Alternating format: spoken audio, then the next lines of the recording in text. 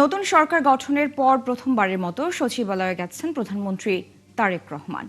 প্রথম কার্যদিবসে মন্ত্রিপরিষদ সদস্যদের সঙ্গে বিশেষ বৈঠক এবং সচিবদের সঙ্গে মতবিনিময় সভা করবেন তিনি। দুপুর 12:30টার দিকে সচিবালয়ে পৌঁছান প্রধানমন্ত্রী। সেখানে মন্ত্রিপরিষদ বিভাগের প্রধানমন্ত্রীর দপ্তরে অফিস করবেন তিনি। মন্ত্রিপরিষদ বিভাগের কর্মকর্তাদের সঙ্গে পরিচিতি ও মতবিনিময় সভায় অংশ নেবেন নতুন এই প্রধানমন্ত্রী। এরপর দুপুরে মন্ত্রিপরিষদের বিশেষ বৈঠক করবেন। এছাড়া বিকালে সচিবদের সঙ্গে মতবিনিময় করবেন তিনি।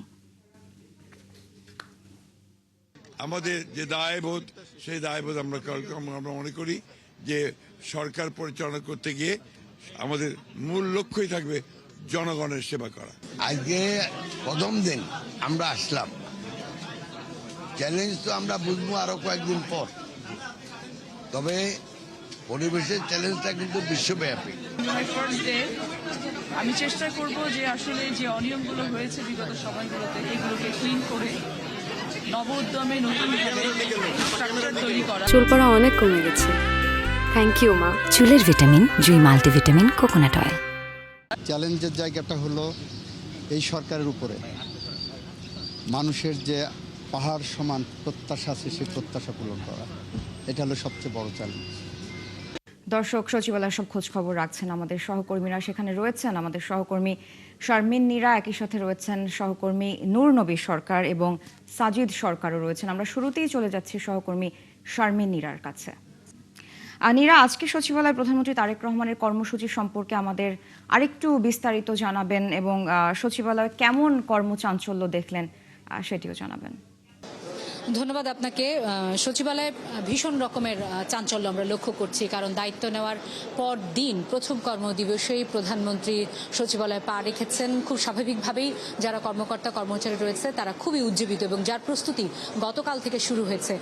নিরাপত্তার ক্ষেত্রে যেটি সকাল থেকে আমরা জানানোর চেষ্টা করছিলাম যে কোনো ধরনের ছাড় আসলে দেওয়া হয়নি, মানে তিল পরিমাণ ছাড় দেওয়া হয়নি এবং 12:30 নাগাদ প্রধানমন্ত্রী এসেছেন, তিনি নামাজ আদায় করেছেন। পরবর্তীতে তিনি দুপুরের খাবার গ্রহণ, কর্মকর্তা কর্মচারীদের সাথে মত বিনিময় এবং প্রথম দিনের ক্যাবিনেট সেটি আসলে পরিচালিত হবে 3টা নাগাদ, এমন তথ্য আমাদের কাছে রয়েছে।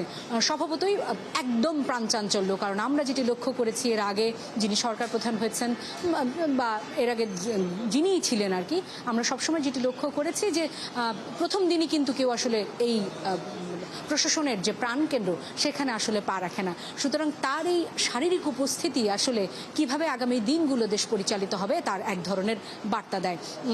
কি ধরনের সিদ্ধান্ত আসবে ক্যাবিনেট থেকে সেটি তো আমরা জানবার চেষ্টা করব। তবে তার আগে জানাতে চাই যে দুপুরের পরে যখন শ্রদ্ধা নিবেদন পর্ব শেষ হয় স্মৃতিসৌধে এবং আমাদের শহীদ প্রেসিডেন্ট জিয়াউর রহমানের মাজারে, তারপরে কিন্তু একে একে এসেছেন এখানে সরকারের বিভিন্ন দফতরের মন্ত্রীরা। তারা ছোট্ট করেই গণমাধ্যম কর্মীদের মুখোমুখি হয়েছেন, তাদের কর্মপরিকল্পনা সম্পর্কে জানানোর চেষ্টা করেছেন। যদিও এই কর্মপরিকল্পনা হয়তো একদিনে এভাবে বলা সম্ভব নয়, তারা যখন আবার কর্মকর্তা কর্মচারীদের সাথে মত বিনিময় করবে তখন আরও সুস্পষ্ট করে তারা জানাতে পারবেন। আমরা শুনছিলাম মির্জা ফখরুল ইসলাম আলমগীর দলের মহাসচিব, তিনি বলছিলেন যে তাদের যে কমিটমেন্ট, এর ছাড়া আরেকজন বর্ষিয়ার নেতা আমির খসরু মোহাম্মদ চৌধুরী, যিনি অর্থ মন্ত্রণালয় পরিকল্পনা মন্ত্রণালয়ের দায়িত্ব রয়েছেন, তিনিও কথা বলেছেন। তিনি গণতান্ত্রিক অর্থনীতির কথা বলেছেন, যে অর্থনীতিতে সবাই আসলে সম্পৃক্ত থাকবে।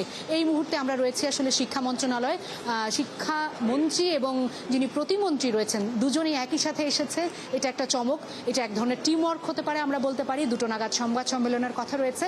কি বলছেন তিনি, কি বার্তা দিচ্ছেন গণমাধ্যমকে, দেশকে, কর্মকর্তাদেরকে, সেটা আমরা জানানোর চেষ্টা করব। মেহজাবিন। নীরা, আপনি থাকুন সেখানে, নিশ্চয়ই কিছুক্ষণ পর আবারও আপনার সাথে যুক্ত হব এবং সেখানকার আপডেট আপনার মাধ্যমে দর্শকদের জানাবো।